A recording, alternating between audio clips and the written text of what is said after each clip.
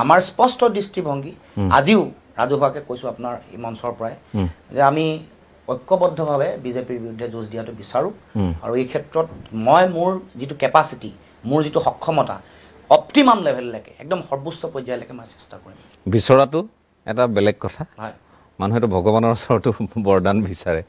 বৰদান পোৱা নোপোৱাটো আশীৰ্বাদ পোৱা নোপোৱাটো কাৰণ মই এইটো কাৰণেই কৈছোঁ যে বিচৰাটো এটা বেলেগ কথা আৰু আমি লগত থাকিমেই এই দৃঢ়তাটো এটা বেলেগ কথা দৃঢ়তাটো আপোনালোকৰ প্ৰতিফলিত হোৱা নাই নাই নাই ডেফিনেটলি থাকিম কিয় নাথাকিম প্ৰশ্নই নাই বিজেপিক পৰাভূত কৰিবলৈ একমাত্ৰ যিটো অপশ্যন আটাইতকৈ শক্তিশালী যিটো ৱেপন বা অস্ত্ৰ বুলি কয় সেইটো একতা সেইকাৰণে সেইটোত মই 100% থাকিম আপুনি সেইটো মানে ইফালে সিফালে নকৰিব 100%। নাই মই আপোনাৰ কথা কোৱা নাই আপুনি বিচাৰিছে আপুনি বিচাৰিছে বা বিচৰাটো মই সেইটোৱে কৈছোঁ বিচৰাটো আৰু আমি হমেই লগ এই দৃঢ়তাটো এইটোৰ মই মাজত ক'ৰবাত এটা পাৰ্থক্য দেখিছোঁ নাই চাওক সেইটোতো এটা পাৰ্থক্য আছে মই সেই কথাখিনিহে উপলব্ধি কৰিছোঁ মানে মই এইটো এটা উভয়মুখী বিক্ৰিয়া নিচিনা ৰিভাৰ্চিবল ৰিয়েকশ্যন বুলি যিটো কেমেষ্ট্ৰিত কয় দুই ফালৰ পৰা মই ক্ৰিয়াটো কৰিম প্ৰতিক্ৰিয়াটো ইফালে সকলোৰে প্ৰচেষ্টাত সন্মিলিত প্ৰচেষ্টাত হ'ব লাগিব মই কিন্তু মোৰ ভিতৰৰ পৰা ইনটিউচনে কৈছে যে মই আত্মবিশ্বাসটো মোৰ বাঢ়িছে দিল্লীলৈ যোৱাৰ পিছত মোৰ আত্মবিশ্বাস বা ৰাহুল গান্ধীক লগ পোৱাৰ পিছত যে এটা যোগাত্মক পৰিৱেশ ভৱিষ্যতৰ দিনসমূহত আহিব ৰাহুল গান্ধীক সাক্ষাতৰ পাছতে আপোনাৰ আত্মবিশ্বাস কিয় তুংগত উঠিছে আপুনি নিজে এই গোটেই বিষয়বোৰত জড়িত হৈছে আপুনি গোটেই মৰ্চাটোক আপুনি সন্মুখৰ পৰা নেতৃত্ব দিয়াৰ দৰে গধুৰ দায়িত্বও লৈ আছে বিহালীৰ সময়ৰ পৰাও আমি দেখি আছোঁ চব দিল্লী যি আপুনি দিল্লী কৈছে দিল্লী বহু দূৰ কিন্তু দিল্লীলৈ যোৱাৰ পাছত তেওঁলোকে তেওঁ 1 ঘণ্টা সময় দিছে কথাবোৰ ভালকৈ শুনিছে আৰু আমিও কৈছোঁ উপস্থাপন যিমান পাৰিছোঁ সাংবিধানিক ন্যায়িক গোটেই কথাবোৰ আমাৰ কমল নয়ন চৌধুৰী ডাঙৰীয়া গৈছিলে উপসভাপতি জ্যেষ্ঠ এগৰাকী অধিবক্তা সকলোৱে জানে ভাল আইনজ্ঞ গতিকে সকলোৱে কৈছোঁ তেতিয়া শুনিছে তেতিয়া দেখিছোঁ পজিটিভিটি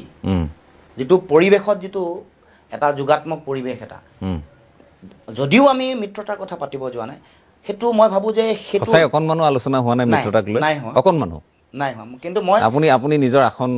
এজেপিয়ে নিজৰ আসনকেইখন সুৰক্ষা কৰিবলৈ গৈছিলে এনেধৰণৰ চৰ্চা চলিছে চব তেনেকুৱা আৰু নিজৰ স্বাৰ্থন্বেষী ৰাজনীতি কৰিলেনো কিয় এনেকুৱা প্ৰত্যাহ্বান আৰু জটিলতা কাঁইটৰ মাজেৰে আগবাঢ়ি যাম যদি স্বাৰ্থন্বেষী মানুহ মোৰ কাৰণে আদৰ্শ গুৰুত্ব নাই মোৰ কাৰণে মন্ত্ৰিত্বহে জীৱনৰ শেষ লালসা কামনা আৰু বাসনা যদি হ'ল হ'লে তেতিয়াহ'লে নিশ্চয় মই কথাবোৰ বেলেগ হ'লে মই দৃঢ়তাৰে চক প্ৰাপ্তি আৰু অপ্ৰাপ্তি সেইটো গণতান্ত্ৰিক ব্যৱস্থাত মোৰ ওপৰত নিৰ্ভৰ নকৰে সাধাৰণ জনগণেহে নিৰ্ণয় কৰিব মোক লৈ আশ্বস্ত হয় নহয় মই বিশ্বাস জন্মাব পাৰিছোঁ নে নাই পৰা আৰু তাৰ উপৰিও বিশ্বাস জন্মাৰ লগে লগে যিটো ৰাজনৈতিক যিটো মানে ষ্ট্ৰেটেজি বুলি যিটো কয় আৰু ৰণকৌশল কেনেকৈ লৈছোঁ কাৰণ বিভিন্ন কথা আছে আপুনি খুব ভাল মানুহ হ'ব পাৰে কিন্তু ৰাজনীতিটো জিকি আনিবৰ কাৰণে আপুনি কূটকৌশল বহুত ল'ব লাগিব কূটকৌশল মই কৈছোঁ বেয়া কৰি নহয় সমাজৰ বেয়া কৰি নহয় কিন্তু ৰাজনৈতিক যিটো মানে বিধি ব্যৱস্থা ৰাজনৈতিক গণতান্ত্ৰিক ব্যৱস্থাৰ যিটো কথা এইবোৰ কেনেকৈ মই কাৰ্যকৰী কৰিছোঁ তাৰমানে এক্সিকিউট কেনেকৈ কৰিছোঁ তাৰ ওপৰতো বহুত নিৰ্ভৰ কৰিব সেইকাৰণে মই ভাবোঁ যে মই মোৰ যিখিনি চিন্তা বা দৃষ্টিভংগী ৰাজনৈতিকভাৱে সেইখিনিক মই আগবঢ়াই লৈ গৈছোঁ আৰু জনগণে তেওঁলোকে এতিয়ালৈ আপুনি যিটো পথেৰে গৈ আছে এই সঠিক পথ বুলি উপলব্ধি কৰে মোৰ চিন্তা দৃষ্টিভংগী বা আদৰ্শ লৈ মই সঠিক বুলি মই ভাবোঁ কাৰণ মই মানে সহজ ৰাস্তা লৈ বা আদৰ্শটোক জলাঞ্জলি দি মই কেতিয়াও আগবাঢ়িব খোজা নাই এই সময়ছোৱাত তাৰ মাজতে আমি দেখিছোঁ শাসক পক্ষৰ কথা যদি মই কওঁ আপোনাক মুখ্যমন্ত্ৰী ডক্টৰ হিমন্ত বিশ্ব শৰ্মা জয়ন্ত মল্ল বৰুৱা মন্ত্ৰী এইফালে পবিত্ৰ মাৰ্ঘেৰিটা ডাঙৰীয়া কেন্দ্ৰীয় ৰাজ্যিক মন্ত্ৰী সকলো লুৰিণজ্যোতি গগৈক লৈ ব্যস্ত হৈছে লুৰিণজ্যোতি গগৈয়ে কথাখিনি কেনেধৰণে লৈছে লুৰিণজ্যোতি গগৈক সমালোচনা কৰিছে ৰাহুল গান্ধীক ডক্টৰ হিমন্ত বিশ্ব শৰ্মাই এটা সময়ত বুঢ়া আঙুলি দেখুৱাই থৈ আহিলে দেখুৱাই অসমৰ শাসন তেওঁ আজি যিহেতু ইয়াৰ মুখ্যমন্ত্ৰী ইয়াৰ আগতেও তেওঁলোকৰ চৰকাৰ আছিল তেতিয়াও তেওঁ দায়িত্ব যথেষ্ট গধুৰ দায়িত্বত আছিল সেইখিনি আমি জানো প্ৰভাৱশালী এগৰাকীৰ ৰাজনীতিক গতিকে মই আপোনাৰ কাষলৈ আহিছোঁ যে এই সমালোচনাটোক আপুনি কেনেধৰণে লৈছে কংগ্ৰেছৰ ওচৰত শিৰনত কৰা ৰাহুল গান্ধীৰ চৰণত ধৰা ইত্যাদি বা চৰণত পৰা ইত্যাদি কথাবোৰক লৈ প্ৰথম কথাটো হ'ল যে অসমৰ মুখ্যমন্ত্ৰী আৰু যিসকল তেখেতৰ খুব ঘনিষ্ঠ মন্ত্ৰী বা সাংসদ তেখেতসকল সাংঘাতিক মানে হৰব এইকেইদিন মই আচৰিত হৈছোঁ মানে কথাটো কি আচলতে মানে ইমান বেছি মানে তেওঁলোকে কিয় মানে এই বিষয়টোক লৈ মানে এইটো এটা চিম্বল অফ ফ্ৰাষ্ট্ৰেশ্যন মুখ্যমন্ত্ৰী যে কামবোৰ কৰিব পৰা নাই যিবোৰ প্ৰতিশ্ৰুতি দিছিল এতিয়া কাম কৰিব নোৱাৰি এতিয়া জাতীয় সংকট বুলি যিটো কৈ আছে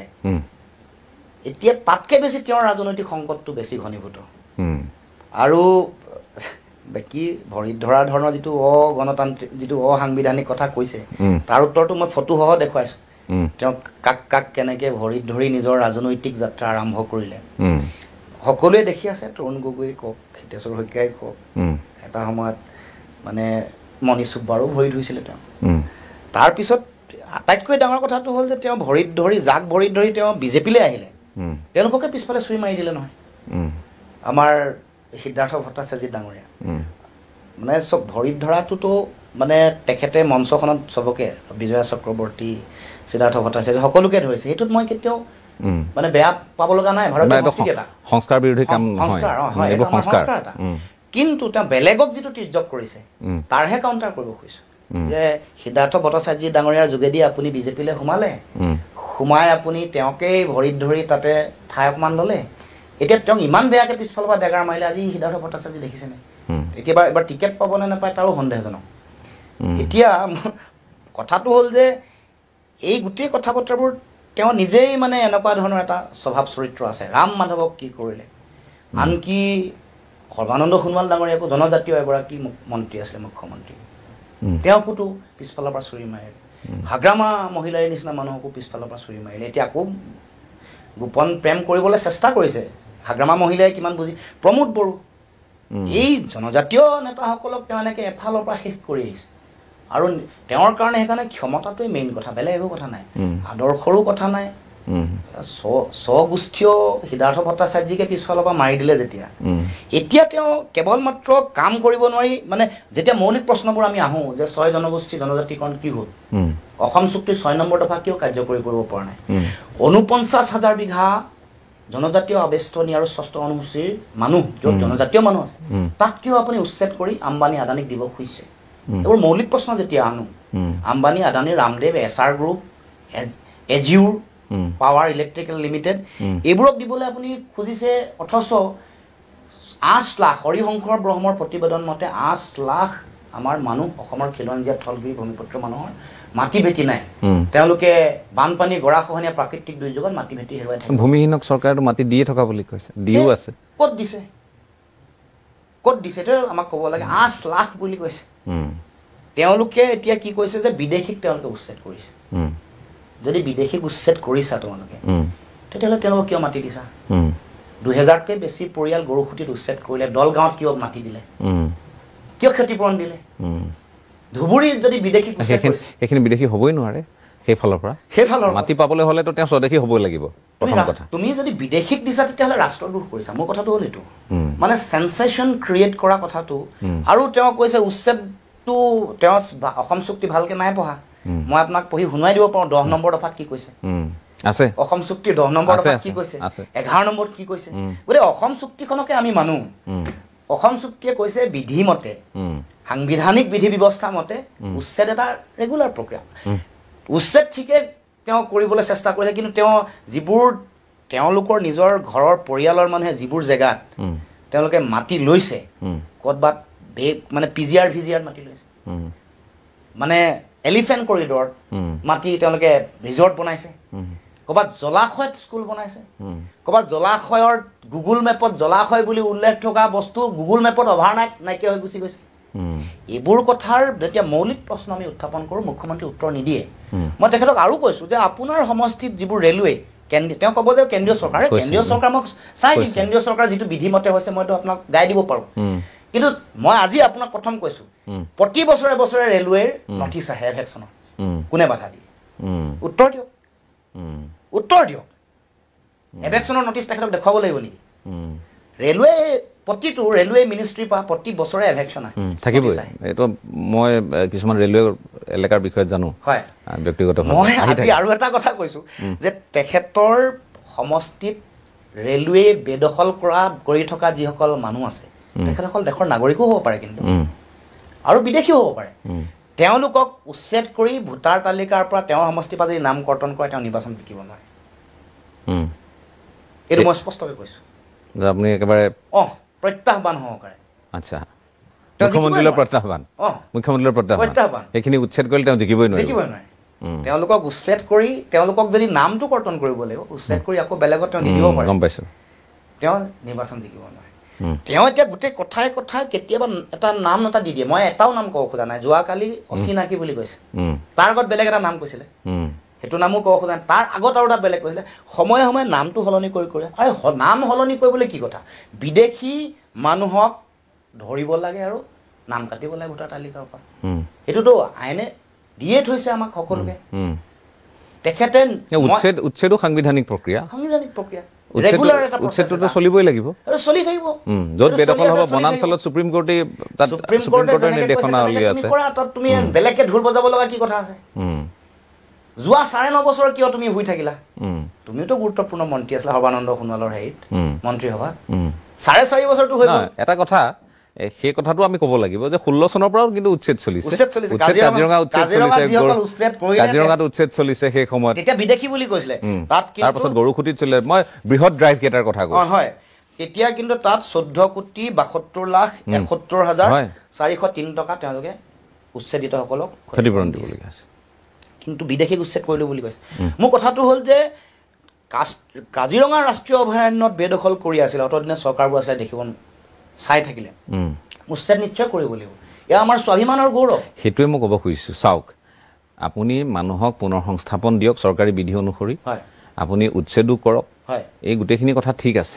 কিন্তু আপুনি যাৰ সংগী হ'বলৈ গৈছে তেওঁলোকেতো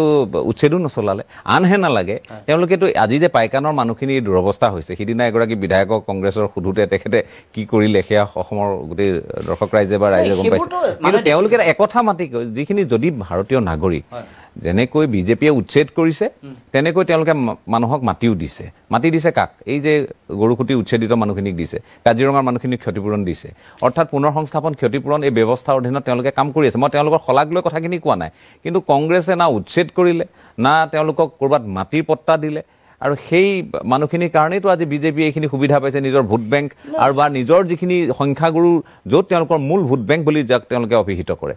তাত তেওঁলোকে সমৰ্থন পাবলৈ তাত আৰু অধিক আস্থাভাজন হ'বলৈ তেওঁলোকেতো সুবিধা পাইছে আৰু এই কথাখিনি আপুনি নৎসাত কৰিব নোৱাৰে যদি আপোনালোকৰ যাৰ সৈতে আপোনালোক লগ লাগিব খুজিছে তেওঁলোকেতো এটা কিছুমান কাম নকৰাৰ পৰিণতিয়ে এইবোৰ সেইটোতো আৰু মানে আগৰ কথাটোত আমি এইবোৰ সকলো ৰাইজে জানে কি হৈছে কি নাই হোৱা জানে কিন্তু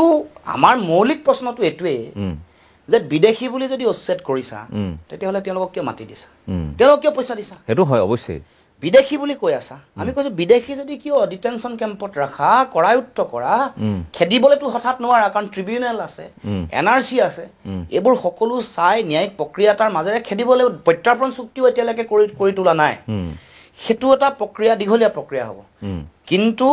মূল কথাটো হ'ল যে বিদেশী বুলি যদি তোমালোকে উচ্ছেদ কৰিছা তেওঁলোকক প্ৰথম ধৰি ৰাখিব লাগে ডিটেইন কৰিব লাগে তেওঁলোকক গতিকে এইবোৰ নকৰি এইটো যিটো ইয়াক উচ্ছেদক ৰাজনৈতিক অস্ত্ৰ হিচাপে যিটো ব্যৱহাৰ কৰিব খুজিছে সাম্প্ৰদায়িক মেৰুকৰণৰ অস্ত্ৰ হিচাপে ব্যৱহাৰ কৰিব খুজিছে উচ্ছেদ কৰিব লাগে আগতে কোনোবাই কৰা নাছিলে গণ পৰিষদৰ চৰকাৰ আছিলে কংগ্ৰেছৰ চৰকাৰ আছিলে জনতা দলৰ চৰকাৰ আছিলে অসম আন্দোলনৰ সময়ততো জনতা দল যিটো মানে জনসংঘই ছাপোৰ্ট কৰা দলৰে চৰকাৰ আছিলে গতিকে প্ৰথম আৰম্ভণিতে যেতিয়া প্ৰথমগৰাকী শ্বহীদ খৰ্গেশ্বৰ তালুকদাৰক হত্যা কৰা হৈছিল তেতিয়া জনতা দলৰ চৰকাৰ আছিল তো এই গোটেই কামবোৰ নাই কৰা কাম কৰিছে উচ্ছেদ কৰিবলৈ যিটো প্ৰক্ৰিয়া আছে মানে উচ্চতম ন্যায়ালয়ৰ বিধিমতে সেইটো হ'ব কিন্তু তাক লৈ যিটো পলিটিকেল আনডিউ এডভান্টেজ তেওঁ ল'ব খুজিছে মুখ্যমন্ত্ৰীয়ে কি কৈছিলে ডিলিমিটেশ্যন হোৱাৰ সময়ত যে 100 বছৰলৈ অসমীয়া জাতি আৰু কোনো মানে শংকা কৰিব সংকটত নাই আৰু 100 বছৰ ৰক্ষা পৰিবলৈ নিৰ্বাচন অহাৰ লগে লগে সংকটটো কেনেকৈ বাঢ়িলে এতিয়া অচিনাকি মানুহ 20 বছৰ পাছত মুখ্যমন্ত্ৰী হ'ব মন্ত্ৰী হ'ব 80% তেওঁলোকৰ মানুহ হ'ব মই তাকে কৈছোঁ কৈ আছে কি মই বুজি পোৱা নাই কি চিনাকি অচিনাকি কথা কৈ আছে মুখ্যমন্ত্ৰী কিন্তু আগ্ৰাসনটোক আপুনি আগ্ৰাসনটো সকলো স্তৰতে হৈছে সেইটো কাৰণেতো অসম আন্দোলন আৰু অসম চুক্তি সকলো স্তৰতে আপুনি মই তিনচুকীয়া মই নাজানো নেকি ডিব্ৰুগড় জানো নাজানো আগ্ৰাসন সকলো স্তৰত হৈছে ক'ত হোৱা নাই গতিকে আগ্ৰাসন ৰোধ কৰিব কথাতে মই কৈছোঁ ধৰ্মীয় কথাটো বিদেশীৰ আগ্ৰাসন হৈছে আৰু বেলেগ বেলেগ ধৰণৰ আগ্ৰাসনো চলিছে যে বিদেশী ধৰ্মক আমি লৈ চাব খোজা নাই ভাষা কি কয় চাব খোজা নাই কিন্তু প্ৰব্লেমটো হৈ গ'ল তেখেতসকলে ধৰ্মীয় এটা ৰহনহে আনিছে বিদেশীৰ সমস্যাটোৰ সমাধানৰ ভাত অসম চুক্তিৰ 6 নম্বৰ দফা কাৰ্যকৰী নকৰাকে তেওঁলোকে যিবোৰ কথা কৈ আছে এইবোৰ কালিলৈকে দাসৰ পৰা গৈছে বুলি কৈছে কোনোবা ধুবুৰীৰ পৰা গৈছে এইবোৰ অন ৰেকৰ্ডৰ কথা কৈ আছো আমি কোনোবা বৰাকৰ পৰা আহি লখিমপুৰত বসতি স্থাপন কৰি তাৰ থলগিৰি মানুহক তাৰ পৰা খেদাই আঁতৰি যাবলৈ বাধ্য কৰা পৰিৱেশটো সৃষ্টি কৰিছে সেইখিনি কাৰণে চৰকাৰ কঠোৰ হৈছে বুলি কৈছে গতিকে আপোনালোকো যদি কেতিয়াবা এই ধৰণৰ এটা বিধি ব্যৱস্থাৰ মাজলৈ আহে ধৰি লওক আপোনালোকো যদি কেতিয়াবা শাসনভাৰ ল'বলৈ কোৱাত পায় একেই কাম আপোনালোকৰ নহ'ব কথাটো ভুল ব্যাখ্যা কৰিছে দেশৰ নাগৰিকে যি অধিকাৰ পাব লাগে পাব সংবিধান নামানে নেকি আপুনিতো নমনাকে নাথাকে ময়ো মানো দেশৰ সংবিধানে যাক নাগৰিকক যি অধিকাৰ দিছে সেইটো পাব প্ৰটেকশ্যনটো আমাক লাগে 51 ওপৰত ভিত্তি কৰি সেইকাৰণেতো ক্লজ খিলঞ্জিয়াৰ কাৰণে সেইকাৰণেতো ক্লজ থলগিৰি মানুহৰ কথা 51 পৰা 71 লৈকে 20 বছৰৰ যিটো পিৰিয়ড এই পিৰিয়ডত বেছি মানুহ আমি ললো ভাৰতবৰ্ষই যিটো নাই লোৱা সেইকাৰণে 51 লৈকে থকা মানুহখিনিৰ যিটো সংকট আছে সেইটো মৰিখন কৰিবলৈ ক্লজ 6 স্পিৰিটটো সেইটোৱে কাৰণ সেইকাৰণে বেছ ইয়াৰটো 51 অসম চুক্তিৰ 6 নম্বৰ দফা যেতিয়া সূত্ৰটো ডেফিনেশ্যনটো অসমীয়া যেতিয়া আহিছে 51 চনটো আহিছে এইটো এটা লজিকেল যুক্তিপূৰ্ণ কথা এতিয়া কিন্তু চৰকাৰে সেই কামটোকে দিব লাগে কিন্তু তাকে নকৰি মানে কৰিব লাগে মেইন কামটো নকৰি নিজৰ ৰাজনৈতিক ন্যস্ত স্বাৰ্থ পূৰণ কৰিবৰ কাৰণে তেওঁলোকে এটা বেলেগ এটা খেল খেলিছে মানে মই এইটো ইয়াৰ পৰা ইয়াত লৈ গৈছে আমুকৰ পৰা আজি এতিয়া যিটো গৰুখুটি ক'লে নিলে দলগাঁৱলৈ নিলে দলগাঁওখন অসম নহয় নেকি হয় কথাটো হ'লেতো তেওঁলোকেতো বিদেশী কৈ আছে গৰুখুটি দ্বিতীয় কথাটো আহোঁ বিদেশী যদি হয় বিদেশী তেওঁলোকে পট্টা নোহোৱাকৈ আছিলে গৰুখুটিত এতিয়া পট্টা দিছা মই মৌলিক প্ৰশ্ন সেইকাৰণে উত্তৰটো মুখ্যমন্ত্ৰীয়ে দিব নোৱাৰে অস্থিৰ হৈ গৈছে আৰু নহয় হৈ পিনে যিকোনো কথা কোৱা আৰম্ভ কৰিছে মোক এতিয়া কৈছে যে ৰাহুল গান্ধীৰ ভৰিত ধৰিছে মই বোলো ফটোখন দিয়ক ভৰিত ধৰা ফটোখন এখন ধুনীয়াকৈ ডাঙৰকৈ বন্ধাই মেলি ৰাখিম তেখেতে যিটো কৈ আছে গতিকে মানুহক মানে বিভ্ৰান্ত কৰিবৰ কাৰণে মানুহক হীন প্ৰতিপন্ন কৰিবৰ কাৰণে যিটো অপপ্ৰচাৰৰ আশ্ৰয় লৈছে সেইবোৰ এগৰাকী মুখ্যমন্ত্ৰীৰ দৰে মানুহৰ কেতিয়াও আচৰণ হ'ব নোৱাৰে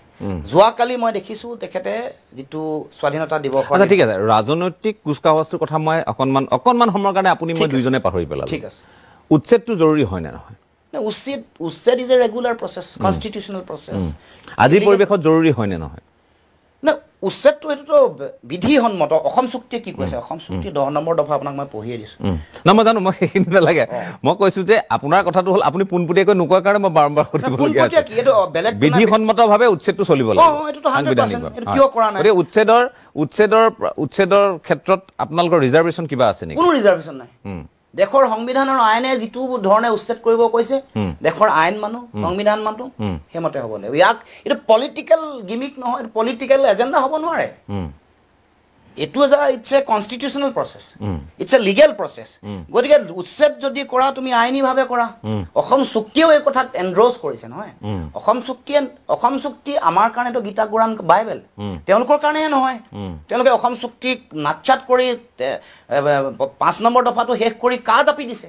43 বছৰ অবৈধ বিদেশী বুজা দিছে অসম চুক্তিৰ 6 নম্বৰ দফাটো চৰকাৰী ভূমিসমূহ বেদখল মুক্ত কৰিবলৈ আইনী ব্যৱস্থা গ্ৰহণ কৰা হ'ব জনজাতীয় অধ্যুষিত অঞ্চলসমূহ আইনী ব্যৱস্থাৰে বেদখল মুক্ত কৰা হ'ব সেইখিনি কৰি আছে এতিয়া মই সেইকাৰণে সুধিছোঁ এতিয়াতো বেদখল আপোনালোকৰ কথাটো হৈছে যে এই বিষয়টোক লৈ ৰাজনৈতিক বাহ আপোনালোকে নল'ব নে কি বাহ নল'ব এইটোক লৈ শাসনত থাকিলে এইটো আপুনি মোক কওকচোন কোন ৰাজনৈতিক দল আছে যি এইবোৰ কাম কৰিব আৰু সেই কামেৰে তেওঁলোকে ৰাজনৈতিক বৈতৰণি পাৰ হ'বলৈ চেষ্টা নকৰিব না ৰাজনীতিটো আজি আছে কাইলৈ নাই সমাজটো সদায় থাকিব নহয় আজি হিমন্ত বিশ্ব শৰ্মা আছে কাইলৈ থাকিব নেকি সমাজখন যেনেকৈ ঘৃণা আৰু সাম্প্ৰদায়িকৰ এটা বেপাই দিছে বুজি পাইছোঁ শংকৰ আৰু চুকাফা শংকৰদেৱৰ আদৰ্শক যেনেকৈ নাইকিয়া কৰিব খুজিছে সেইটো তেওঁৰ টাৰ্গেটেড যিটো কাম সেইটোৱে উজনি অসমৰ শিৱসাগৰ ঐতিহ্য আৰু সমন্বয়ক এইটো বাধাগ্ৰস্ত কৰিব নকৰে আপুনিতো জানে আপুনি চৰাইদেউৰ মানুহ চৰাইদেউতো যিটো মৈদাম আমাৰ তাত কিমান বেদখল হৈছে আমাৰ কেইটামান আৰু কেইবাটাও মই যোৰহাটৰ কথা কওঁ যোৰহাটৰ যিবোৰ অঞ্চলত আপোনাৰ ঐতিহাসিক কীৰ্তিচিহ্ন আছে তাততো আপোনাৰ সাংঘাতিক বেদখল হৈছে এইবোৰ কিয় আজিলৈকে আমাৰ আহোম স্বৰ্গদেউসকলে দি থৈ যোৱা ঐতিহ্যক জীয়াই ৰাখিবলৈ প্ৰথম চেষ্টাটো তেতিয়াই কৰিব লাগে যোৰহাটৰ 26 বিধানসভা নিৰ্বাচনত কাৰ্বি আংলঙৰ মাটিৰ পৰা আমি তুলিৰাম ৰংহাঙৰ যিটো ভয়াৱহ আসন ইয়াক উৎখাত কৰিম আৰু ইয়াক আমি সকলোৱে মিলি তুলিৰাম ৰংহাঙৰ দুৰ্নীতি স্বজনতোষণ আৰু আমাৰ মাটি কাৰ্বি ভূমিৰ মাটি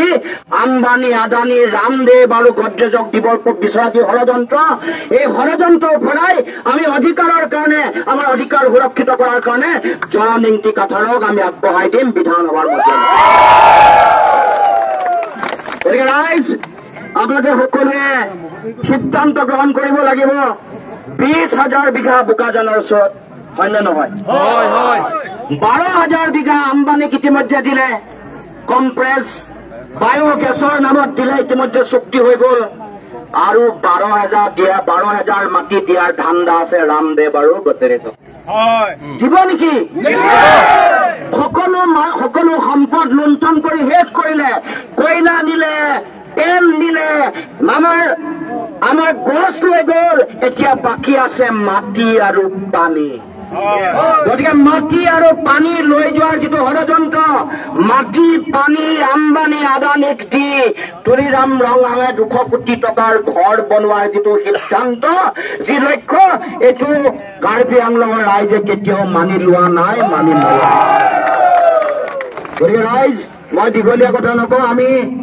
এটা কথা স্পষ্টকে কৈছো, 6ষ্ঠ অনুসূচীৰ যি অধিকাৰ এই অধিকাৰ দিম বুলি বিজেপিয়ে কৈছিলে নহয়? বিজেপিয়ে কৈছিলে যে পূৰ্ণাংগ 6ষ্ঠ অনুসূচীত যি অধিকাৰ পাব লাগে সেই অধিকাৰ দিম, কিন্তু যেনেকে বিহাৰত ভোট চুৰ কৰিছে কাৰ্বি আংলঙতো ৰাইজৰ অধিকাৰ বিজেপিয়ে চুৰ কৰিছে, সেই অধিকাৰ আমি পাব লাগিব। এয়া আমাৰ সাংবিধানিকভাৱে দিয়া অধিকাৰ, জন্মস্বত্ব অধিকাৰ। গতিকে ৰাইজ মই দীঘলীয়া কথা নকওঁ, এটা কথা কৈছো, আমাৰ জনজাতীয় লোক জনজাতীয় যিসকল ব্যক্তি আছে তেওঁলোকৰ অধিকাৰ কাঢ়িবৰ কাৰণে বিজেপিয়ে কাম কৰি আছে, তাক বাধা দিব লাগিব। বিজেপি জনজাতীয়সকলৰ শত্ৰু, এই কথা আপোনালোকে বুজি পাব লাগিব। বিজেপি খিলঞ্জীয়া ৰাইজৰ শত্ৰু, সেইকাৰণে 55,000 বিঘা উচ্ছেদ কৰিব খোজা মাটিৰ 49,000 বিঘা মাটি জনজাতীয় ৰাইজৰ মাটি,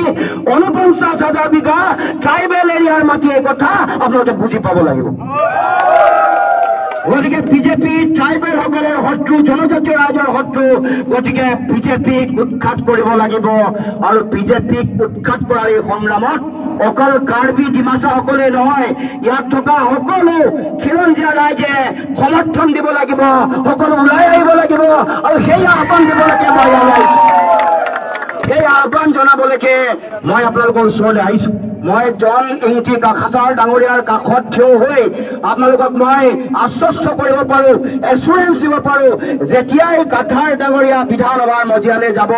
আপোনালোকৰ খিলঞ্জীয়া মানুহৰ, ইয়াৰ যিসকল খিলঞ্জীয়া ৰাইজ আছে তেওঁলোকে তেওঁলোকৰ অধিকাৰক লৈ চিন্তা কৰিব নালাগে, সকলোকে তেওঁ মৰম কৰিব। সকলো খিলঞ্জীয়া কাৰ্বি ডিমাছাৰ উপৰিও আন আন খিলঞ্জীয়া ৰাইজৰ যিবোৰ সমস্যা আছে, ভূমিৰ অধিকাৰকে ধৰি যিবোৰ বিষয়ক লৈ ৰাইজে বহু দিনৰ পৰা শংকা ব্যক্ত কৰি আহিছে, সেইসমূহ ন্যায় আমাৰ জননিংটি কাঠাৰ ডাঙৰীয়াই দিব। গতিকে আমাৰ খিলঞ্জীয়া সকলো ৰাইজকে তেখেতৰ হাত শক্তিশালী কৰিবৰ কাৰণে মই আহ্বান জনাইছো। তেখেত শক্তিশালী হলেহে কাৰ্বি ভূমি শক্তিশালী হব, কাৰ্বি আংলঙৰ মানুহৰ অধিকাৰ সুৰক্ষিত হব। এইখিনিকে কৈ মই সকলোকে মোৰ তৰফৰ পৰা শ্ৰদ্ধা জনাইছো, সেৱা জনাইছো, সকলোৰে আশীৰ্বাদ বিচাৰিছো যাতে অসমৰ কাৰণে, কাৰ্বি আংলঙৰ কাৰণে, জনজাতীয় মানুহৰ কাৰণে, খিলঞ্জীয়া থলগিৰি ভূমিপুত্ৰ মানুহৰ কাৰণে যাতে সদায় যুঁজি থাকিব পাৰো, মেৰুদণ্ড পোনাই শিৰ উচ্চ কৰি। ধন্যবাদ। ইতিমধ্যে আপোনালোকে লুৰিণজ্যোতি গগৈ ডাঙৰীয়াৰ মুখেৰে বহুখিনি কথাই গম পালে। তেওঁ কৈ গ'ল বহুখিনি কথা, যিখিনি কথা কৈ গৈছে সম্পূৰ্ণ গুৰুত্বপূৰ্ণ কথাই কৈ গৈছে। কাৰণ তেওঁক লৈ যিটো চৰ্চা হৈছিল যে তেওঁ ৰাহুল গান্ধীৰ ভৰিত ধৰিছিল, ৰাহুল গান্ধী ডাঙৰীয়াৰ লগত মিত্ৰতাৰ কথা পাতিবলৈ তেওঁ দিল্লীলৈ গৈছিল, এনেকুৱা ধৰণৰ বহুত কথা ওলাইছিল। আজি তেওঁ নিজ মুখেৰে আপোনালোকে শুনিলে যে তেওঁ দিল্লীত গৈ পিনি মিত্ৰতাৰ কথা পতা নাছিল, কিন্তু ৰাহুল গান্ধী ডাঙৰীয়াই বহুতখিনি সময় দিছিল লুৰিণজ্যোতি গগৈ আৰু বহুতখিনি কথাই কৈ গৈছে। যদিহে লুৰিণজ্যোতি গগৈৰ কথাত আপোনালোকে একমত হয়, যদি তেওঁ কথাখিনি শুনি ভাল পালে